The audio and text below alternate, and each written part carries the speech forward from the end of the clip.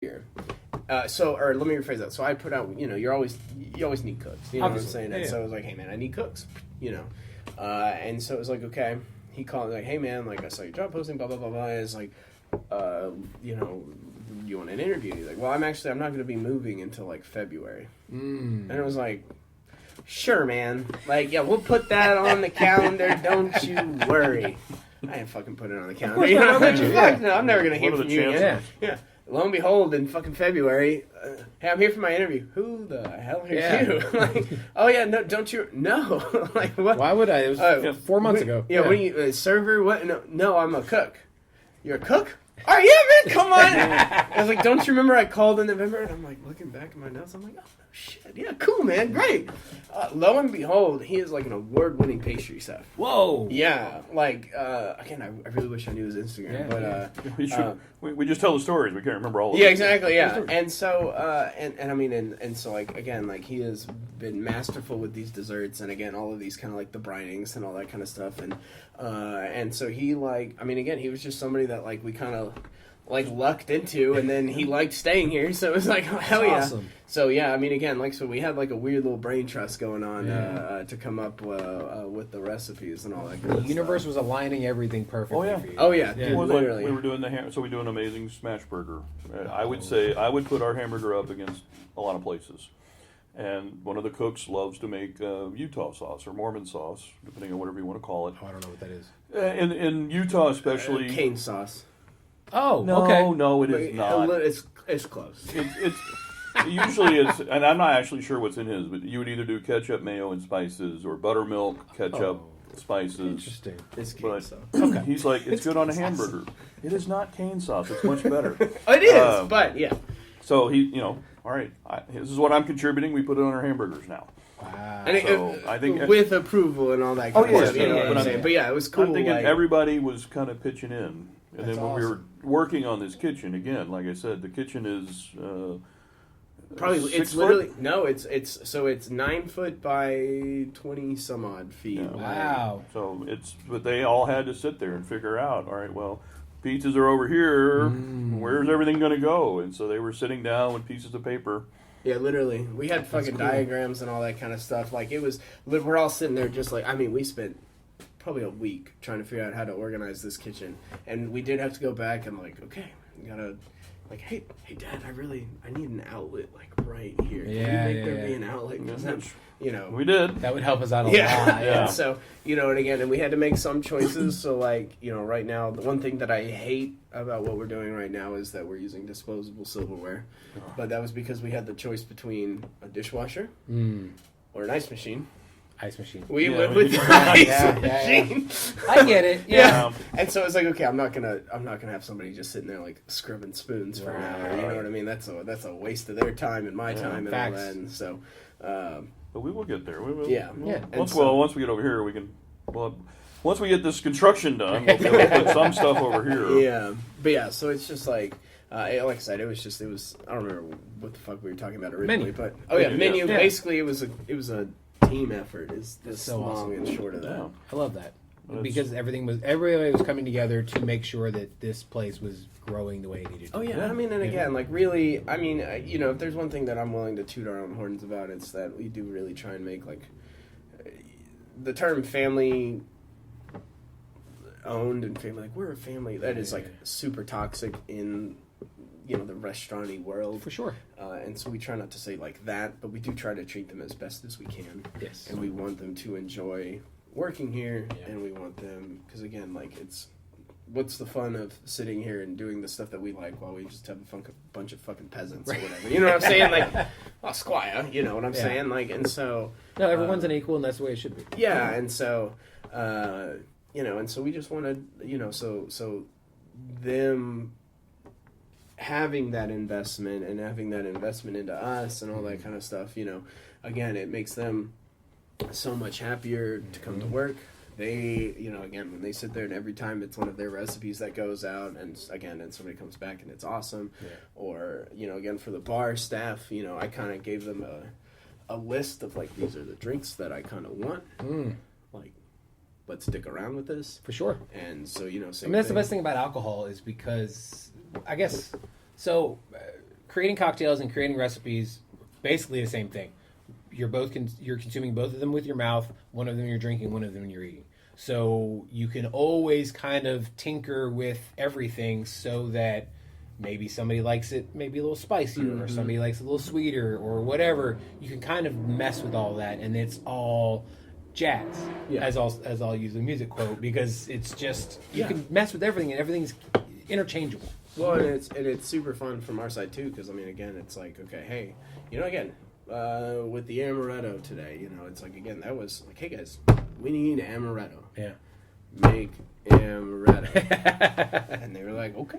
And so they made amaretto, and and on the flip side, it's like, okay, hey, on their end, it's like, well, if we do this different seasoning, and we end up, and it's like, this is our product, But then on the flip side, like, we can taste it and be like, okay, well, hang on. We're doing this with our, normal vodka base, but I'm wondering if this might taste better with a, like, rum vodka base, like, like a different kind of, like, interpretations there, or like, hey, we're doing this and it tastes a little bit too bourbon-y, you know what I mean? Like, okay, well, we still need it to be at ABV, like, okay, well, we can, if we mix it with our vodka and stuff like that, then suddenly it's still got that, like, kind of grain flavor to it. But now it's, kind of elevated in a different direction and all that kind of stuff. And so it's like, it's super cool that we get to, like, kind of mess around like that. Yeah. And it's fun, like even our vodka, we don't, we go right up to the legal number of vodka, the proof you have to get it. But we don't go any above because we want flavor. I want that. I want at the damn corn mash, if I want high proof water, I'll go get a giant one from Costco. But we want flavor in our drinks. That's why we don't charcoal filter. We don't charcoal filter. No filtering. Yeah. The only filtering we do is out of the bourbon. We make sure there's not too many big chunks of the charcoal at the bottom of your bottle. We filter with some. We do filter it, but side note: if you ever see the term charcoal filtered on a bottle of whiskey, that's basically they took the whiskey and put it through a Brita filter and then put it. I'm not kidding. That's literally what it is. And then they put it in the barrel, and so it takes away any of the offensive flavors. Huh? Yeah. I mean, you need a little good and bad to me. And yeah, exactly. I like a little. It needs to taste unique, or why do it? Exactly. Well, and that I will say that's the one thing that gets kind of that is on when you have small batches, right? So it's like, okay, this barrel, like a 15-gallon barrel, is done. Time for the next barrel. And so then it's like, open up the next one, right? And so you think like, okay, again, if I'm a larger group, I can sit there and be like, okay, I'm going to mix these barrels all together. It's going to make a unified flavor. No. I have that barrel and this barrel. So, it does, we've gotten pretty consistent enough down with the distillation techniques, but there's still sometimes, again, a barrel's off, or, hey, we got a little bit more heads in here than we wanted, or, there's like 50 million fucking molecules that make up alcohol, and so it's like, okay, we got 11 more of this one, and so, there is some times where I'm like, wow, this is awesome. We're saving these bottles for when we're trying to show off for somebody, because these are awesome. We're gonna put those off to the side. Even if you take 2 runs of our vodka and you have a really good palate, you'd be able to go, well, this one's not 100% just like this one. But we're at like 98. Yeah, right. But if you're like, there's a slight difference, because like one lady came in and she's like, well, no, this is you're doing like you're putting pepper or something in it. And I'm like, no. Yes. Shit, you caught us. Yeah. Like, no, it's one for you drafted kids. I'm like, well, this one's just a slightly different run. Right. It's amazing at MBS when I first met Wade, what is Wade's title? He's not the owner. I have no idea. I don't need to know. He's Wade. Yeah. He's Wade, but he brought out a 6 vials. They were grains, or they were vodkas made over. No, they were whiskeys, white whiskeys, made over the last like 6 runs, 6 growing seasons. Okay. They had them done at Bent, and I'm like trying them all, and sniffing them all, and I'm like, oh, what are all these different corns? And he Wade's like, they're all the same exact corn. Just every year, they slightly taste different because of whatever, the moisture, the rain, the sun, and everything you got. Right. I would have sworn he was giving me 6 different grains. That's He's crazy. like, no, these are all done the exact same way, same exact corn, same mash bill. Huh. They're just different. Right. And it's like, that's what I'm like, wow, I never thought, that. You think corn's corn. Right. Nope. Nope. Yeah. Yeah.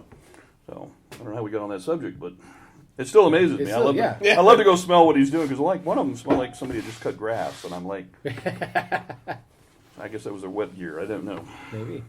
Oh yeah. Now, as we're recording, you guys have just been in here for a month. What does the year 2024 look like for you guys? Yeah. So we have a whole bunch of fun stuff planned. Good. So obviously, so once our stills are officially in here, we're gonna have we kind of just opened. Yeah. And so we're gonna have our real grand opening. Oh, we're here.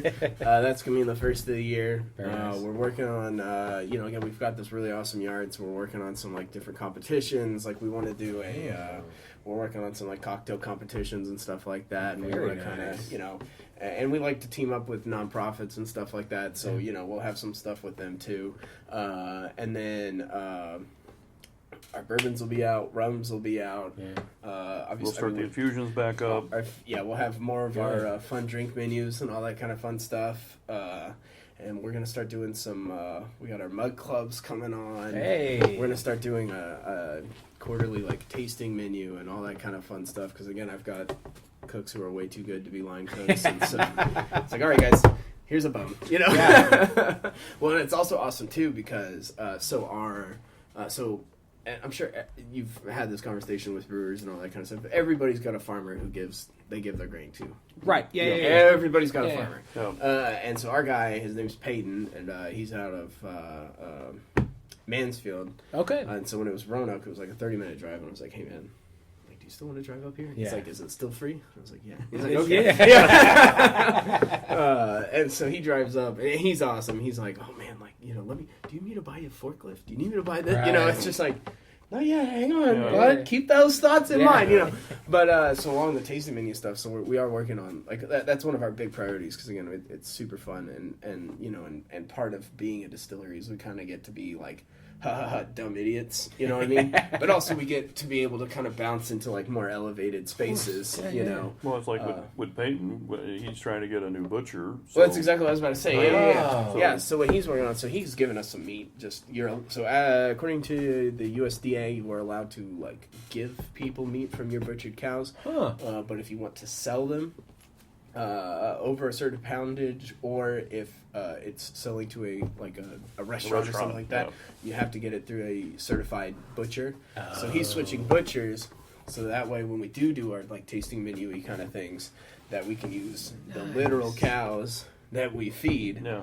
That's for steaks and awesome. stuff like that. Yeah. I've never thought to Yeah. that whole cycle. Well, and what's awesome is that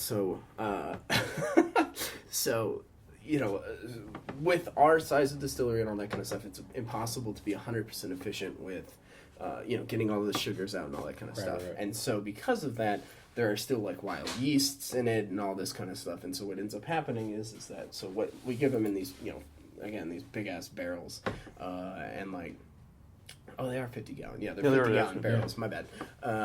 And they just sit. And so they literally ferment in those buckets. And so he's like, is there still alcohol in there? And I'm like, I don't know, maybe 0.5% or 1% or something like that. He's like, okay. He's like, whenever I show up on Saturdays, all the cows come running up. And he just dumps them open. And he's like, they eat all of it. And then they go to sleep. Wow. At Saturday afternoon, they are just passed out. Well, except the ones that are watching football. That's true. Yeah, of course, yeah. Yeah. Well, and I told him, I was like, this is basically, we need to figure out how to advertise this because it's basically fucking hillbilly Kobe beef, Yeah. They feed them the sake and all that kind of stuff. I was like, how do we market this shit, Yeah. We're working on right now. Actually, I see the Bailey's here. Oh, our stage is coming in, yeah. Oh, awesome. Yeah, so live music and all that kind of... Wait, is that Bailey? Yeah. Bailey, come here! Hey Bailey, That's my brother. Okay. come back here Yeah. when you get rid of I that. mean, you're in a great city for live music, so I feel like, yeah. Well, and we've been talking too with the